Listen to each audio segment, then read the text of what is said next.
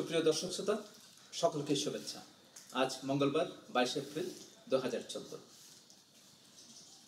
প্রতিদিনকার মতো কক্সবাজার জেলা থেকে প্রকাশিত স্থানীয় দৈনিক পত্রিকা সমূহের সংবাদ পর্যালোচনামূলক অনুষ্ঠানে ভয়েস মেরিনা থেকে স্বাগত জানাচ্ছি আমি দিলওয়ার চৌধুরী। আজকে আমাদের স্টুডিওতে উপস্থিত রয়েছেন দৈনিক হিমছড়ি পত্রিকার ভারপ্রাপ্ত সম্পাদক জনাব হাসানুর রশিদ। জনাব হাসানুর রশিদ, আপনাকে স্বাগত জানাচ্ছি। আজকে আমাদের হাতে 15টি পত্রিকা এসে পৌঁছেছে। আমরা প্রথমে এই শিরোনামগুলো একবার দেখে নিই। দৈনিক বাকখালী, নিষিদ্ধ হচ্ছে 600 হজ এজেন্সি। শুকরিয়া, একটুর জন্য বেঁচে ফিরেছি বলেছেন স্বরাষ্ট্র প্রতিমন্ত্রী। সেন্ট মার্টিনের 6 ছাত্রের মৃত্যু নিছক দুর্ঘটনা নয়, হত্যাকাণ্ড। দৈনিক হিমছড়ি, তাবদাহের সাথে বাড়ছে লোডশেডিং। 5 শতাধিক স্পটে বালু উত্তোলন, দ্রুত ক্ষয়ে যাচ্ছে কক্সবাজারের জনপদ। জেলায় ডায়রিয়ার প্রকোপে বেড়েছে। রামুতে পুলিশের গুলিতে নিহত যুবক নন্দাখালীর ফরিদ, মামলা দায়ের, অস্ত্র উদ্ধার। দৈনিক ইনানি, বৈশাখের কাঠফাটা রোদে অতিষ্ঠ জনজীবন। হজযাত্রী সংগ্রহ করছে কালো তালিকার এজেন্সি। শাহপরীর দ্বীপ থেকে নতুন কৌশলে মালয়েশিয়ায় মানব পাচার। দৈনিক আজকের দেশ বিদেশ, কুতুবদিয়ায় 65 দিন ধরে আলো জ্বলছে না। জেলায় 22 মেগাওয়াট বিদ্যুৎ, দ্বিতীয় ব্যর্থ কর্তৃপক্ষ। কক্সবাজার বইমেলা 5 দিনেও কাছে টানতে পারেনি বইপ্রেমীদের। 2 ব্যবসায়ীকে আটক ও মামলার প্রতিবাদে টেকনাফ স্থলবন্দরের সকল কার্যক্রম অনির্দিষ্টকালের জন্য বন্ধ ঘোষণা। শুকরিয়া, একটুর জন্য বেঁচে ফিরেছে স্বরাষ্ট্র প্রতিমন্ত্রী। পাসপোর্টের তদন্তের নামে পুলিশের পোয়াবারু, উমরা ভিসায় সৌদিয়া পাঠানোর নামে দালাল চক্র হাতিয়ে নিচ্ছে কোটি টাকা। দৈনিক দৈনন্দিন, তীব্র দাবদাহ, শহরে 24 ঘন্টায় 15 বারের লোডশেডিং। হাসপাতালে ডায়রিয়া রোগীর ভিড়। পেকুয়ায় 24 লাখ টাকার এলজিইডি সড়কের নির্মাণ কাজ বন্ধ করেছে এলাকাবাসী।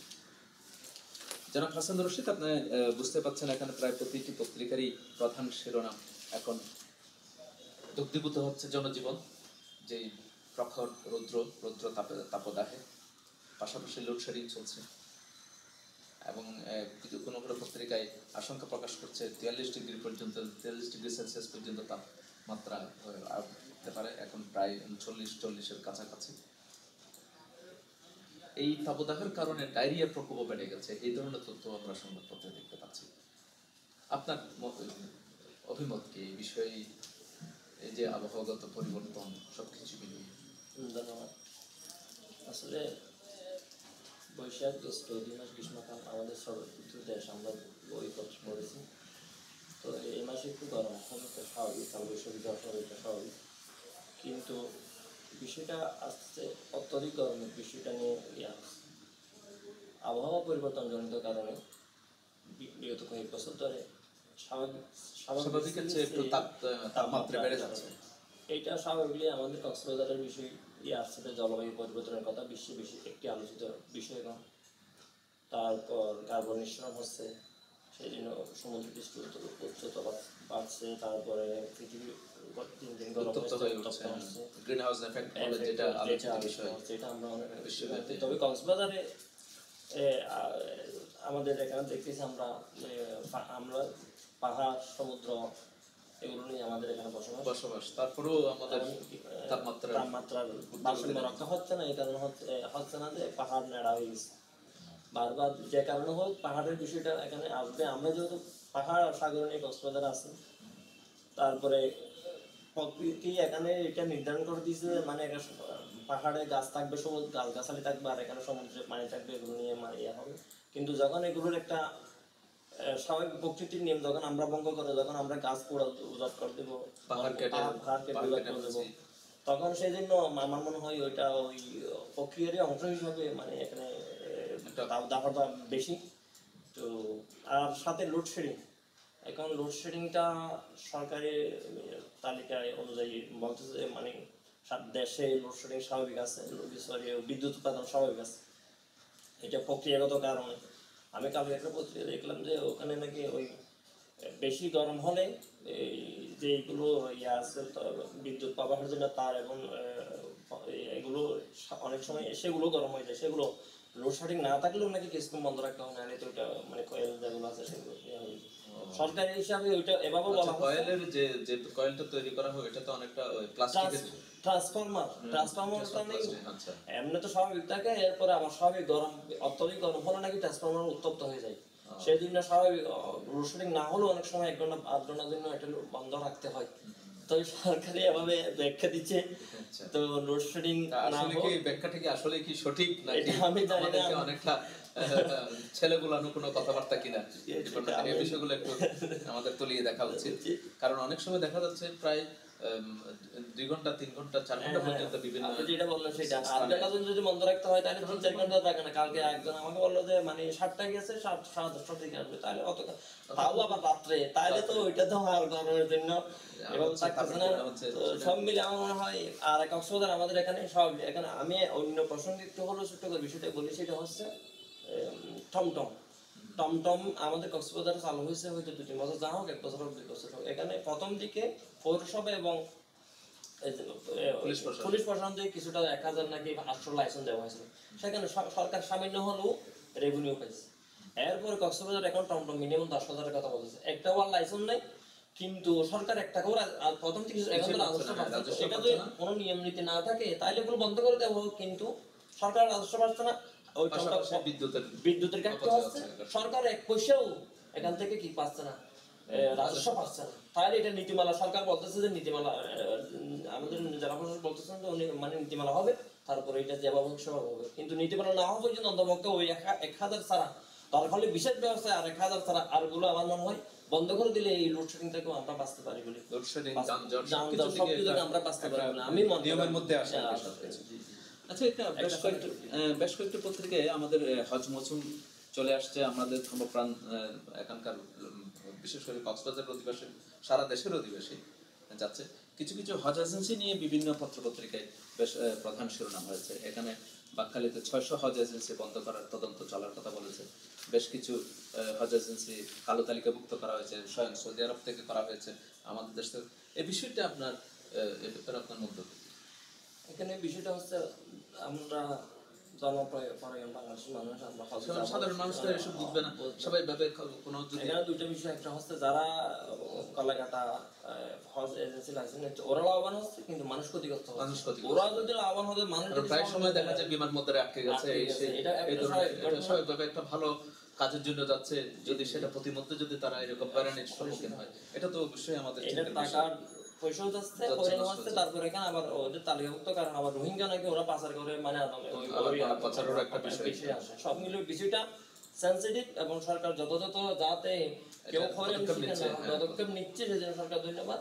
ওই আড়ালে যাতে অন্তপক্ষে মানে অপকর্ম ধর্মীয় ইয়ার আড়ালে যাতে না হয়, এবং সরকার এভাবে দ্রুত যথাযথ ব্যবস্থা নেবে এবং কোনো মানুষ হয়রানি শিকার হবে না। অন্তপক্ষে আমি এবছর নিয়ত করছি যে আমি হজে যাবো, অন্তপক্ষে যদি কোনো কারণে যদি ওই ভুয়া এজেন্সিগুলোর কারণে যদি আমি যেতে না পারি আমার টাকা গেলো, তারপর আমি হজে যেতে হলো, দুইটা জিনিস আমার একটা নষ্ট হয়ে গেল, এটা যাতে না হয় অন্তপক্ষে এখন থেকে দেরিতে হলেও সরকার একটা পদক্ষেপ নিয়েছে, এটা অবশ্যই সাধুবাদ দেওয়ার মতো, এবং জনগণকেও পত্রপত্রিকার মাধ্যমে সচেতন করে দেওয়ার, অন্তপক্ষে যাচাই করার জন্য ঠিক আছে এই বিষয়টা সাংবাদিকদেরও এখানে দায়িত্ব রয়েছে, বিষয়গুলো যাতে মানুষের কাছে পৌঁছে দেয়।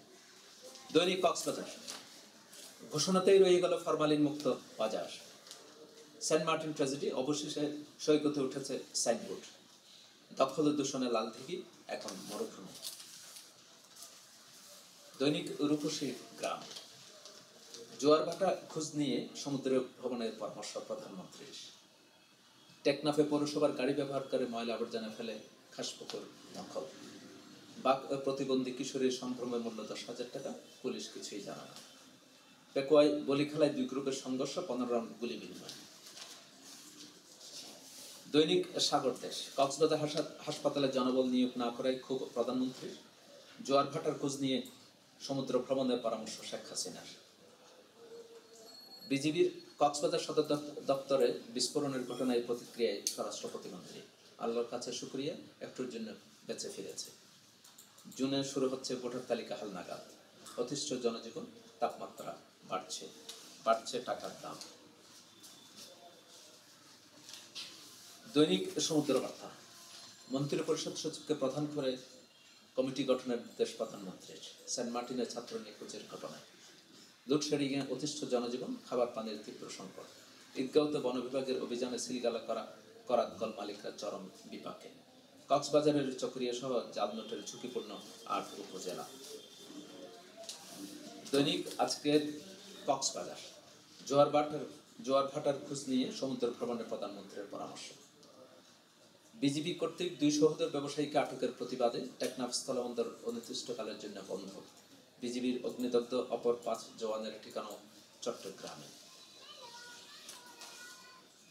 আচ্ছা, আমরা দেখতে পাচ্ছি আমাদের স্বয়ং কিছুদিন আগে যে সেন্ট মার্টিন ট্র্যাজেডির বিষয়কে প্রেক্ষাপটেই আমাদের প্রধানমন্ত্রী নিজেই পরামর্শ দিয়েছেন, হুঁশিয়ারি উচ্চারণ করেছেন, জোয়ার ভাটার খোঁজ নিয়ে সমুদ্র ভ্রমণে যাওয়ার কথা পরামর্শ দিয়েছেন। এটা স্বাভাবিকভাবে আমাদের অবশ্যই সেদিকে সজাগ থাকতে হবে।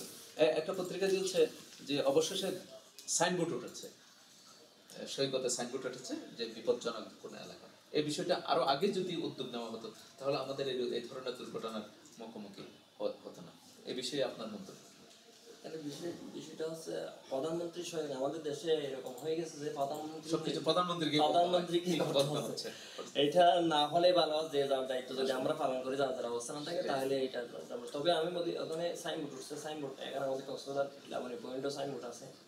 আমরা যখন একসময় বেশি দেখছি না, এমনও দেখছি যে কক্সবাজার আসছে, এখানে এসে সাইনবোর্ড পাওয়ার তার তো সময় নেই। যে পর্যটক আসবে উনি বাংলাদেশি হোক বাইরে সাইনবোর্ড পড়াচ্ছে, উনি প্রথমে সমুদ্রে দৌড়ে কিভাবে চাপ দেবে আমার সাথে অনেকবার দেখছি যে মানে লাবণী পয়েন্ট থেকে সে দৌড়ের স্পিডটা নিচে এবং সমুদ্রে না পড়া পর্যন্ত সেখানে তার কোনো কমতি নেই। সে সাইনবোর্ড পড়বে কি হবে, ডানে বাঁয়ে তাকাচ্ছে না। তো একে ওই যে ওখান থেকে দৌড় শুরু করে সমুদ্রে যাচ্ছে, তাকে একমাত্র থামাতে পারবে লাইফ গার্ড। সাইনবোর্ড থাকবে বেশ ভালো কথা, কিন্তু লাইফ গার্ডই থাকে। অথবা আসার আগে অন্তর্পক্ষে আমার মনে হয়, মানে এখন দুর্ঘটনা হচ্ছে, সবাই সস্তা হয়। তার মাধ্যমে পর্যটকরা আসে, তারা তো বিভিন্ন হোটেল মোটেলে অবস্থান নেয়। হোটেল মোটেলে যদি এই ধরনের একটা নিজেদের উদ্যোগে হেল্প ডেস্ক রাখে, তাহলে এটাও মানে আপনারা কি বের হচ্ছে না, নতুন আসছে, আপনারা আসছে বের হচ্ছেন, আপনারা গেছে এখন পাঠা, অথবা যাইয়েন না, অথবা গেলেও আপনারা বেশি পানি দিন না, একটু ফুট পানিতে নামবেন, 8 ফুট পানিতে নামবেন। এটা তারও সম্মিলিত সংস্থায় সচেতনতার মাধ্যমে ওই দুর্ঘটনা থেকে আমরা করতে। তবে প্রধানমন্ত্রীকে ধন্যবাদ দিচ্ছি যে আমাদের দুইটা, একটা হচ্ছে উনি সমুদ্র সৈকতের নাম ওইটার বিষয়ে কথা বলছেন, আর হাসপাতালে এটা অবশ্য। অর্থাৎ কক্সবাজারটা এবারে কিন্তু একটা জিনিস আপনি লক্ষ্য করেছেন কিনা জানি না, নতুন করে সরকার গঠন করার পর কক্সবাজারটাকে কিন্তু আমাদের মাননীয় প্রধানমন্ত্রী এবং বর্তমান সরকার বেশ গুরুত্ব দিয়ে কিন্তু চিন্তা ভাবনা। আমি কিন্তু উনি স্বয়ং এখানে এসেছেন, আমাদের মাননীয় প্রধানমন্ত্রী স্বয়ং এখানে এসেছেন স্টেডিয়ামে উদ্বোধন করার জন্য, এবং বেশ কয়েকটি প্রজেক্ট নিয়েছেন, বেশ গুরুত্ব দিচ্ছে বলে মনে হচ্ছে। আমি কিন্তু এর আগে প্রোগ্রাম এখানে বলছিলাম যে মানে নিজেই মানে তাদের নির্বাচনে এরকম একটা বিষয় আমার কাছে এটা অবশ্যই আমাদের জন্য, আমরা যারা কক্সবাজার তাদের জন্য আনন্দের বিষয়। আচ্ছা, এখানে আরেকটা জিনিস, আমরা ফরমালিন মুক্ত বাজারের একটা ঘোষণা দেওয়া হচ্ছিল, অন্তত ন্যূনতম কক্সবাজার পৌরসভাতে ন্যূনতম 2টি ফরমালিন মুক্ত বাজার গঠন করার জন্য, বাহারছড়া বাজার আর মূল বড় বাজার যেটা, কিন্তু ঘোষণাতে রয়ে গেছে। আজকের সংবাদে দেখা যাচ্ছে বাস্তবায়ন কতটুকু হয়েছে, আপনার মন্তব্য কি? ঘোষণা রয়ে যাওয়ার চেয়ে আমার মনে হয় কক্সবাজারটা আমি তো দেখিনি, কিন্তু এরকম ফরমালিন মুক্ত বাজার চট্টগ্রাম এবং ঢাকা যেখানে আছে, কিন্তু সেখানে অন্যান্য বাজার চেয়ে আরো ফরমালিন মুক্ত যদি অভিযান চালায়, অন্যান্য বাজার চেয়ে কোনো ফরমালিন যুক্ত খাবার আরো বেশি পাওয়া যায়। কারণ ওরা বলে যে এখানে একটা ফরমালিন মুক্ত সাইনবোর্ডটা দিয়ে আছে, সেদিন আরো বেশি করে দিয়ে। আমি চিটাগাং একটা ঘটনা, ওই ভদ্রাট যেটা বাজার আছে এখানে একবার দেখছিলাম যে মানে বাজারটা ফরমালিন মুক্ত, কিন্তু সবচেয়ে অন্যান্য বাজার সাধারণ বাজার আছে ওখানে বেশি পাওয়া গেছে। ওই বিষয়টা যাতে অন্তর্ভুক্ত না হয়, এইরকম যাতে না হয় যে মানে এবং ব্যবসায়ী যারা আছেন পক্ষে তারা যদি তালিকাভুক্ত ব্যবসায়ী থাকে, তুমি যেহেতু এটা একটা সরকারি উদ্যোগ, এখানে যদি ফরমালি মানে তোমার বদনাম, তোমার বাজারের বদনাম, একেবারে স্বাস্থ্যমূলক ব্যবস্থা নাও, তারপরে এই প্রশাসনের সিস্টেম। আর সবচেয়ে বড় বিষয়, আমাদের কক্সবাজারের অন্যতম প্রধান একটি দিঘি, লাল দিঘি, যেটা সর্বজন পরিচিত একেবারে, সেটার একবার এখানে তো যে ছবি যে চিত্র আমরা দেখতে পাচ্ছি, মাটি ফেটে যাচ্ছে একেবারে বৈশাখের মনে হয় খেলতেছে। আমরা কিন্তু গেল বছর খেলাধুলা। একটা ছবি যখন ফুটবল খেলা হচ্ছে এরকম একটা ছবি এই যদি পরিস্থিতি একটা দিঘির অবস্থা যদি এই ধরনের হয়, এটা আসলে পরিবেশের জন্য আমাদের জন্য খুবই দুঃখজনক বিষয়। পরিবেশ এটা তো পৌরসভার অধীনস্থ বোধ হয়। এটা শুধু লাল দিঘি বলেন, বলদিঘি বলেন, আমাদের কয়েকটা পুকুর আছে, তারপর বাজারঘাটের দিকে আছে, এগুলো সংরক্ষণ করা দরকার। এই জন্য যে পরিবেশগত কারণ, এরপরে দুর্ঘটনা পানি নেওয়ার জন্য ফায়ার স্টেশন, ফায়ার ব্রিগেডের জন্য পানির এখন অভাব হয়ে যাচ্ছে চারিদিকে। প্রতিদিন কিন্তু কোথাও না কোথাও অগ্নিকাণ্ড হচ্ছে, কিন্তু পানির একটা বিষয় আছে। তো এগুলো মনে হয় আরো চারিপাশে মনে হয় প্রয়োজন হলে খনন করে কয়েকদিকে মনে হয় গাইডওয়াল নাই। এগুলো আর দক্ষিণ পাশে গাইডওয়াল আছে, উত্তর পাশে সব দিকে নাই। এগুলো গাইডওয়াল আরো নির্মাণ করে, আরো গভীরভাবে এটা খনন করে। বর্ষাকালও উপরন্তু দেখা যাচ্ছে লাল দিকের বিভিন্ন পার্কগুলো দখল হয়ে যাচ্ছে। এইগুলো তো বেশি আছে। আমি আপনাকে বলতে, দখল পেতে করার যখন কথা বলছেন, এখন লাল দিকে পার আমরা জানি যে পূর্ব দিকে আছে, তো পাশে দক্ষিণ পাশে তো মেইন রোড সেটা আছে, এটা দখল আছে। এরপরে অন্য যেগুলো আছে এইটা পার সেটা বেদখল আছে। এরপর পূর্ব পাশেরটা কোনো মতে চলাচল আছে, পশ্চিম পাশেরটা মোটামুটি লাল থেকে 500 আছে ওদের মসজিদ মাদ্রাসা। কিন্তু দক্ষিণ পাশটাও সেম কিন্তু আছে, কিন্তু সরি উত্তর পাশে এটা কিন্তু নাই এখানে। একসময় কিন্তু আমি শুনছি, আমি দেখি নাই, একসময় কিন্তু ওই যারা লাল থেকে পশ্চিম পাড় অথবা বঙ্গবন্ধু সড়ক দিয়ে একটা ফেন হয়ে আসতে চাইলে কিন্তু ওদিক দিয়ে আসতে পারতো, এখন পারে না। এইটা গড়বাড়ি গেছে, মানে গড়বাড়ি উঠে গেছে। বিষয়গুলো পৌর কর্তৃপক্ষ একটু নজর দিলেই হয়, কারণ কাছেই তো পৌর কর্তৃপক্ষ অফিস কার্যালয়। দৈনিক সমুদ্র কণ্ঠ, সাইদুর রায় কঠোর প্রতিক্রিয়া দেখাবে জামায়াত। জেলা পল্লী বিদ্যুৎ সমিতির সভাপতি ও রামু ইউনুর প্রধান সহকারের বিরুদ্ধে গুরুতর অভিযোগ, মসজিদের জমির নিলাম গোপন করে আত্মসাৎ। পেকুয়ায় বৈশাখী মেলা ও বলি খেলায় দুই গ্রুপের সংঘর্ষ, বিশ্রাম লিভিং রুম। পুলিশি বাধায় কক্সবাজারে জামায়াতের বিক্ষোভ। দৈনিক আপন কণ্ঠ, তরজঘাটায় একটি ব্রিজই ভাগ্য বদলাতে পারে লাখো মানুষের। জাদিমুরা নয়াপাড়া আদমঘাট দিয়ে ফের আসছে রোহিঙ্গা ও মাদক। আইন শৃঙ্খলা রক্ষায় সবাইকে আরো কঠোর হতে হবে। দৈনিক সৈকত, সৌদি আরবে অবৈধ শ্রমিকদের জন্য কঠোর আইন, ভাগ্যবতী রিজওয়ানা, অস্ত্র চোখে লোনা। বিএনপি জামায়াতের টানাপোড়েন তুঙ্গে। দৈনিক আলোকিত উখিয়া, বন্ধুতত্ত্ব ও রেলের জমি এবার ব্যাখ্যা দিলেন আহমদ শহীদ। সার্বভৌমত্ব রক্ষায় সবাইকে আরো নিরলসভাবে কাজ করতে হবে বলেছেন স্বরাষ্ট্র প্রতিমন্ত্রী আসাদুজ্জামান কামাল। উখিয়া ইয়াবা বিক্রিকালে রোহিঙ্গা মহিলা সহ আটক 2। সরকার ও বিরোধী দল অবহেলিত জনপদের ভাগ্য উন্নয়নের কাজ করছে বলেছেন হাজী ইলিয়াস এমপি। টেকনাফে হোটেল ও বেকারিগুলোতে পচা বাসি খাবার, ইন্সপেক্টরের খবর নেই। দৈনিক কক্সবাজার বার্তা, সন্ত্রাসবাদ মোকাবেলায় জাতিসংঘের পাশে থাকবে বাংলাদেশ। সেন্ট মার্টিনের হাসপাতালের ভরসা পিয়ন। ইয়াবা ব্যবসায়ীকে আটক করায় টেকনাফ স্থলবন্দরের ধর্মঘট।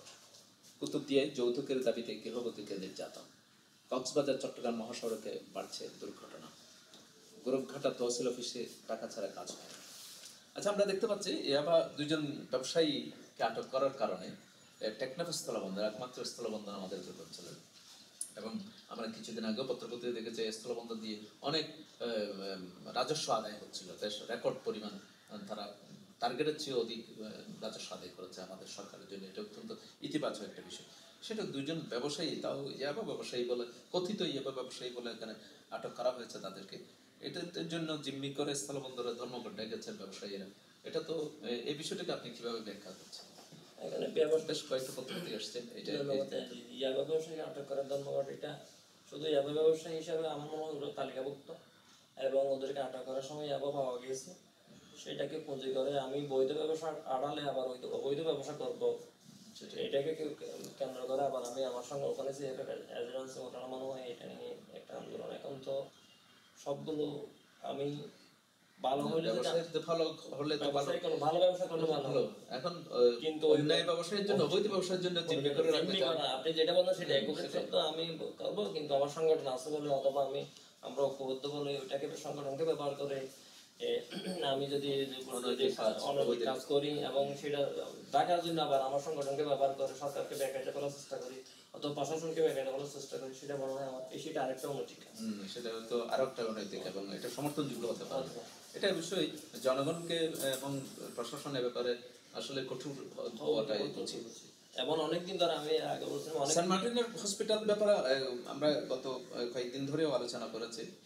কোনো ডাক্তার নেই, নার্স নেই, কিছুই নেই, কোনো স্বাস্থ্য সেবা পাচ্ছে না।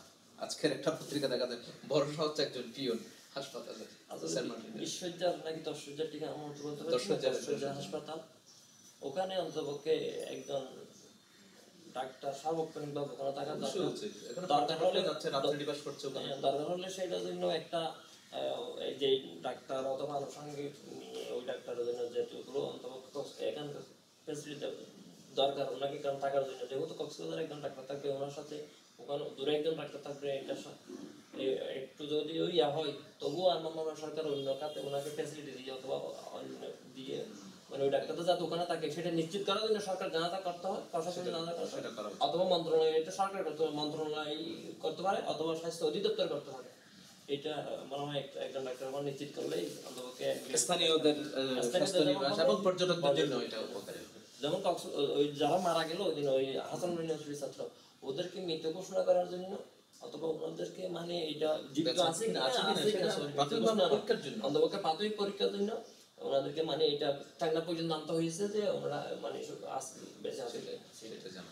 এইটা যাতে অন্তপক্ষে না হয় সেটা আমরা অবশ্যই কামনা করি। তো ধন্যবাদ জনাব হাসান রশিদ এতক্ষণ আমাদেরকে সময় দেওয়ার জন্য। ধন্যবাদ। সুপ্রিয় দর্শক শ্রোতা, এতক্ষণ আপনারা সংবাদ পর্যালোচনামূলক অনুষ্ঠান দেখলেন। এই অনুষ্ঠান দেখার জন্য লগ ইন করুন www.voicemarina.com। আপনাদের সাথে আবার দেখা হবে আগামীকাল একই সময়ে নতুন কোনো সংবাদ নিয়ে। সে পর্যন্ত ভালো থাকুন, নিরাপদে থাকুন। সকলকে ধন্যবাদ।